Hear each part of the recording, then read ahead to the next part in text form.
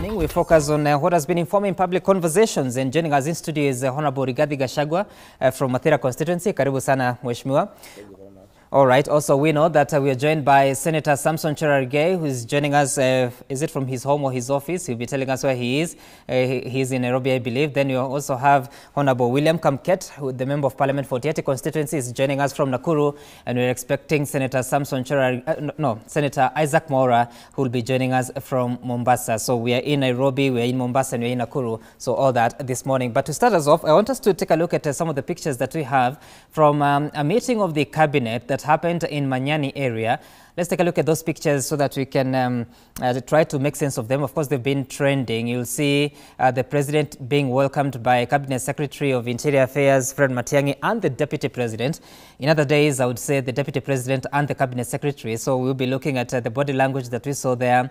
Of course, after a very heated intervening period between the cabinet, the Deputy President and the President, a lot having gone down. But then again, we look at that. And I want to begin with you, Honorable Gachagua, because you're in studio. When you looked at those pictures and how they were trending, including some people doing some editing and getting rid of the Cabinet Secretary, others getting rid of the Deputy President, what do these pictures tell us about the state of government at the moment? Thank you very much. I think we need to respect the presidency. The presidency is a symbol of national unity. It's a glue that puts us together as a country. And around the president, there are known protocols world over that are basically almost cast in stone, and it gives dignity to the office. The protocols all over the world is that when the president arrives somewhere, if the deputy president of that country is there, he's the first one to welcome the president. And what happened in Manyani is that the deputy president was there to welcome the president. And when the plane landed, the Cabinet Secretary for Interior left from where he was and came past the deputy president to go and receive the president.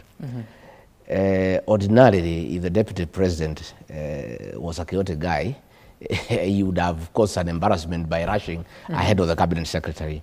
But being the humble guy that he is, I think the deputy president just stood by and let the cabinet secretary to go ahead and receive the president, and then the president came and greeted him, and the function went on. But it was very embarrassing because that is disrespecting the presidency.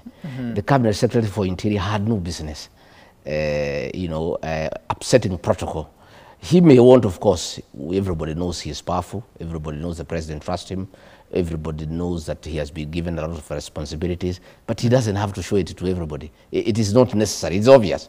He can just take his place and wait on the line. The deputy president does what he needs to do. Right. For now, he's a deputy president. He may not have powers, he may not have responsibilities, but for now, he's the deputy president of the Republic. Even when they go to Kisii tomorrow, he's the one who will invite the president. Even that particular day, let alone when there were photographs and the chairs were arranged by the protocol people, he sat next to the president. The cabinet secretary was somewhere on the back row.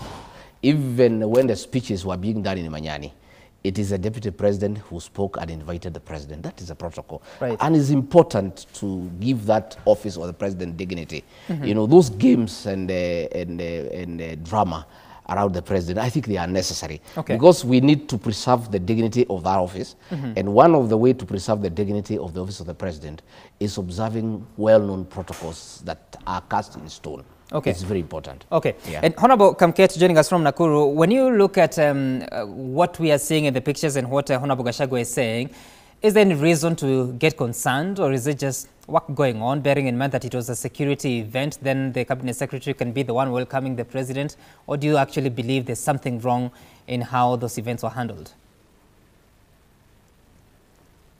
Very well. First of all, I'm happy to debate this morning with my Shemeji, member from Mathira. Let me say this. In normal circumstances, what Honorable Gachagua is saying is true, but we are not living in normal times in terms of the political situation in Kenya now.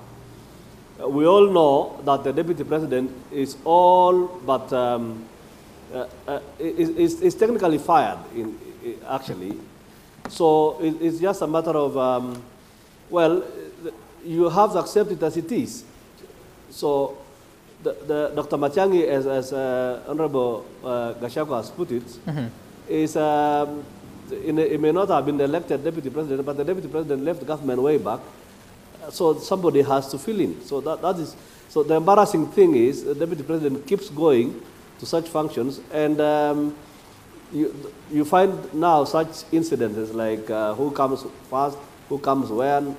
But in all fairness, we know what's happening in the country now. We have a situation where the gentleman who is supposed to be the deputy president is actually the leader of opposition. So really, in normal circumstances, yes, Mheshimiwa Rigathi is right. But in the circumstances we are in now, no. What is happening is the reality. But is it right to go ahead and do such a thing, bearing in mind that the deputy president is still in office? He is in that event? And who could be doing this? Is it right? Is it wrong? It depends on who. It depends on your prison. If you are a sympathizer of the deputy president, it is wrong. But if you are a realist in terms of the current political situation in Kenya, well, it does not matter. The gentleman left government way back. Well, he's still the deputy president. I'm not sure he has left the government, because we even have a clip of him talking about government while in Meru. But all the same, Senator Cherargei, so what do you make of this? Because one, Honorable Gachagua says it's wrong for that to happen, bearing in mind that the DP is still in office. But Honorable Kamket says that the reality of the matter is that he left the government. Of course, those are his views. But despite what is happening, what do you think is the best way to go ahead with these matters, ensuring that the country remains as united as should be? Thank you for having me today in the morning. And I want to say from the onset that what happened on Friday is an epitome of demeaning and embarrassing the deputy president, as it has always been. It has always been hush-hush tones. But now Dr. Fred Matiang'i took it to another level during the cabinet retreat. I think what all of us are saying is that the office of the deputy president and the presidency both are constitutional office. And even if you don't like the person holding those offices, you must respect them, because that is how we should build and respect the institutions that we have. And you saw the deputy president as a humble man he is. He was gracious enough, and if it is another person, there would have been drama and scenes at that event, but he decided to play it cool.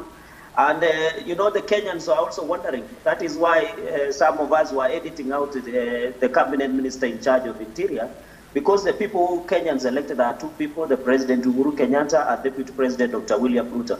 So in all fairness and sense, I think it is not about realism, it's not about sympathizer, it is sympathizing with anybody, it is about respecting the constitutional offices that have been created by the Constitution.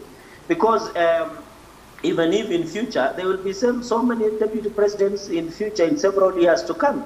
And if we do not build a culture of respecting the office of the presidency, if we treat like the office of village Kokwet elder, then it is very unfortunate. And I think you saw the cabinet minister in charge of environment the other day trying to demean the deputy president by calling him the clerk of the president. And it's very unfortunate that the cabinet secretaries are now on overdrive to try and please themselves and play to the public gallery and their own mischievous ends. But they should know that before, and many other years, that even before, some people have danced themselves lame before the real dance. So I think it is very unfortunate, sad as a country.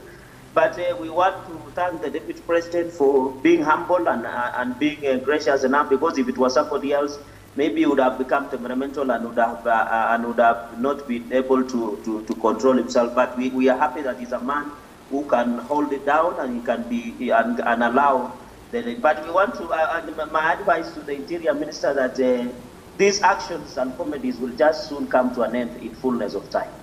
Okay, I don't know what exactly you mean by that, but let's listen to the Deputy President who spoke while in Meru over the weekend, the day after that event, that meeting in Manyani. Mumesikia kwa mikutano wakilalamika ati Deputy President anafanya kazi na watu wa mkokoteni, ati na watu wa wheelbarrow, ati na watu wa bodaboda, ati na mama mboga. Mimi nataka niwaambie, mimi ni Deputy President wa Kenya, na wa Kenya wote, hata wale hawana viatu, hata wale wa kinyosi, wako na haki ya mimi kuwafanyia kazi. Na sasa mimi nataka niwaambie tumeweka pesa bilioni 1 ya kutengeneza hii barabara zote ndogo ndogo ya hapa Maua Town. Ili hii town iwache kuwa kijiji iwe city. All right, so that's the Deputy President. You're speaking in Meru, and Honorable Gachagua, for the very first time in a long time, we're hearing the Deputy President speak about government projects. What has happened in between those two cabinet meetings that he has attended? The one that he attended in the week that meetings in Kisii were cancelled, and the one that he attended in Manyani? Nothing has happened. The Deputy President is the Deputy President of the Republic of Kenya, and he's just doing his job.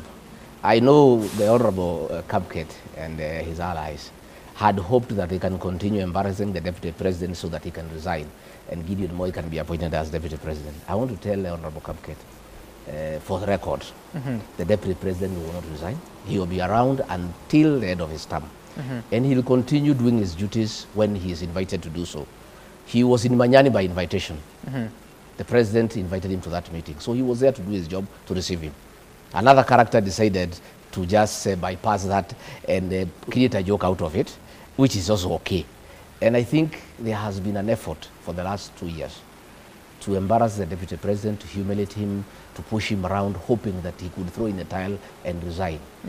And that cannot work.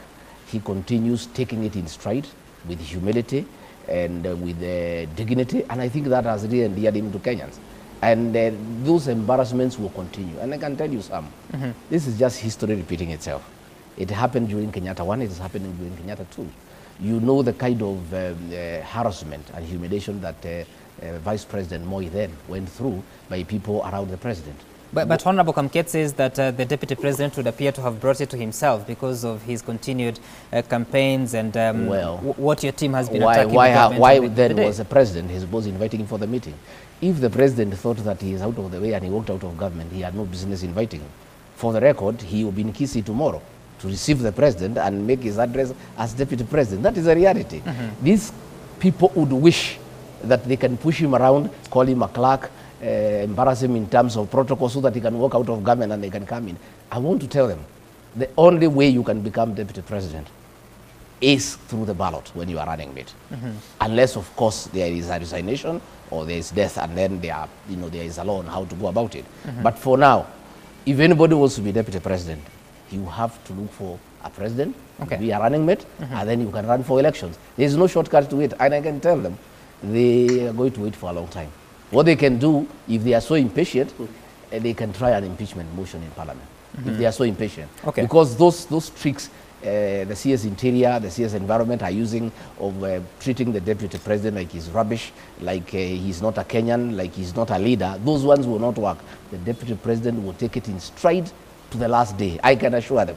Well, I'm not sure about the word that you just used, but all the same, let's carry on. That's your opinion. Senator Cherargei, I want to ask you this question, like I asked Honorable Gachagua here.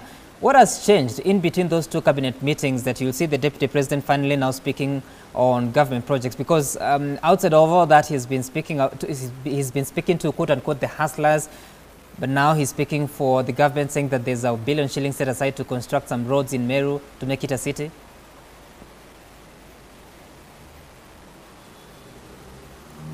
Honorable Cherargei, well, we appear to have lost the Honorable Cherargei there. Honorable Cherargei, if you can hear me, I'm asking you what has happened now that we hear the... Okay, go ahead. You know, it is very interesting because one thing that you have to note is Deputy President Dr. William Ruto will continue being the president. That is the reality of the Constitution. What? And I agree with my brother regarding Gachagua that the Deputy President will remain. He was elected by Kenyans along the President. The only way he will be out of office is when Kenyans will say that it doesn't need to be. And I've seen even my friend, the Senator for Siaya, has been sharing stillborn ideas of bringing impeachment motion in Parliament for the longest time possible, and it has never materialized. So the Deputy President, technically, he will always be the principal assistant of the President. And I think if you have watched the Deputy President for the longest time possible, he has always been discussing government programs in all his meetings, because He's part of government. He's among the people who went out and crafted this government during even hard times, during even challenging times within our government. And I think from where we sit is that he will continue serving the Republic of Kenya for the 5-year term that he has been elected alongside the president. And he has every right, because he knows he sits in a cabinet, he's a member of cabinet. All these government programs are crafted and policy directions are crafted in his presence. And therefore, the naysayers, including my brother Kamket, will always shout themselves lame, but they have to know, because their prayer has always been to embarrass him, to demean him, and force him to resign or force him out of government. But the reality is, he was elected by Kenyans. He will continue serving at the pleasure of Kenyans. He's not an appointed, and I have seen many people saying argument, and even you have heard the people who are proponents of BBI saying, we need to have a vice president who is appointed by the president. It is not because of anything. It is because they were praying that Deputy President Dr. William Ruto should have been appointee of somebody so that they can be fired and their friends and cronies can be appointed the Deputy President. So right. I think we need to be grateful that the Constitution of Kenya 2010 is very progressive.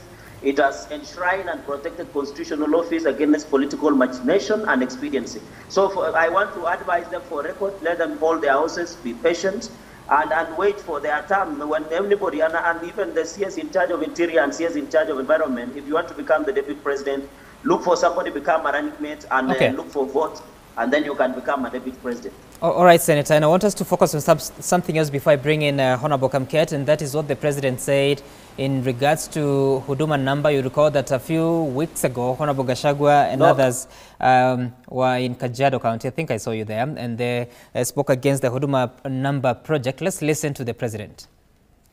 Let us love our country also. Let us be patriotic. Let us build our country. Promote these young people. Not kila siku ni kukimbia pahali kuna press conference kwa mtu ambaye anaongea mambo hata yeye mwenyewe haelewi.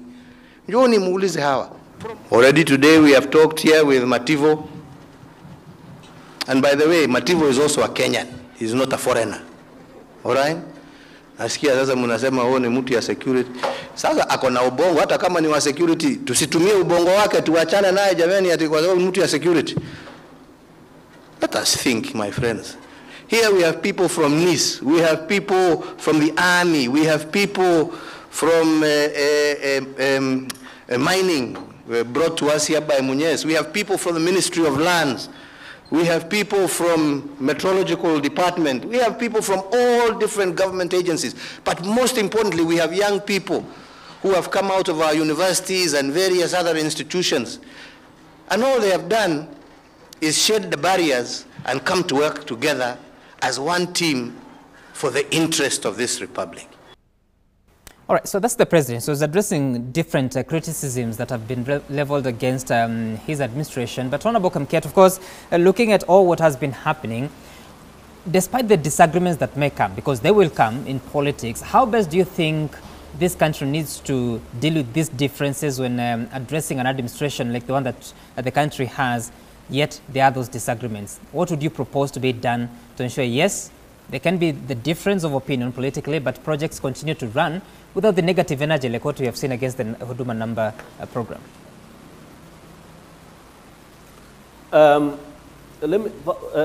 First of all, I want to agree with my colleagues who spoke earlier that we have this very ugly situation of a government that is divided down the middle. The president goes this way and his deputy goes this way. And it's all because of the constitution we gave ourselves in 2010. I agree, we have to live with that, because if we have a very disloyal deputy and you cannot sack him because of the constitution, then we'll continue having such very embarrassing moments moving forward. And I hope then, therefore, that moving forward in terms of the BBI process, these are some of the issues we have to think about as Kenyans. What do you do as a principal when your deputy is pulling in a different direction? You cannot have such a situation and expect that the government will run smoothly. But I didn't get clearly what the second question was, because about President talking about bringing the multidisciplinary team of youth and other people to look at the Huduma number. I have no issue with that. I'm privy to the processes of the Huduma number as a chairperson of Committee on Delegated Legislation. So we will be looking at the regulations shortly, and we are okay as a committee. Yeah. Mm-hmm. Okay, all right. Of course, I was asking you about, there has been a lot of criticism against the president. Yes, you're narrowing your argument to a disloyal deputy president, that's what you call him. But, I mean, even after BBI, in the future, there may come a point that the deputy president and the president or vice president, whatever you want to call him, there will be differences of opinion. But what is the cure to all this? You know, let me say this.